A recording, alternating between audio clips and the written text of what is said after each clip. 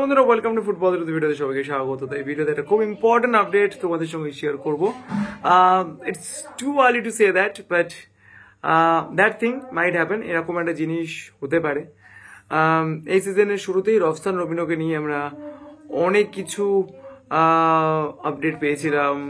উইন্টারেও তার ইস্ট বেঙ্গল আসার চান্স ছিল, কিন্তু শেষ পর্যন্ত তার টাকাটা ঠিক পর্যন্ত দেয়া যায় না ইস্ট বেঙ্গলের তরফ থেকে। তো শেষ পর্যন্ত রফসান আসেনি এবং তিনি অ্যাগো সান্টা ক্লাবে খেলছেন, ব্রাজিলের নেইমার এগেন্সটে খেলছেন এবং এত বিগ অপরচুনিটি তিনি তো অবশ্যই গ্র্যাব করেছেন। ভালো খেলছেন, তিনি চোটমুক্ত।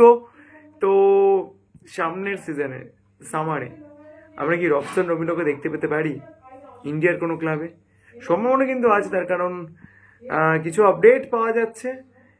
কোনো কিছুই কনফার্ম নয়, বাট কথাবার্তা কিন্তু চলছে। তার কারণ স্যান্টিয়াগোর সঙ্গে কিন্তু মাত্র 6 মান্থসেরই কন্ট্রাক্ট ছিল রফসান রবিনো। তো দেখা যাক কি। অবশ্যই এদিকে কিন্তু আমাদের প্রত্যেকের নজর থাকবে।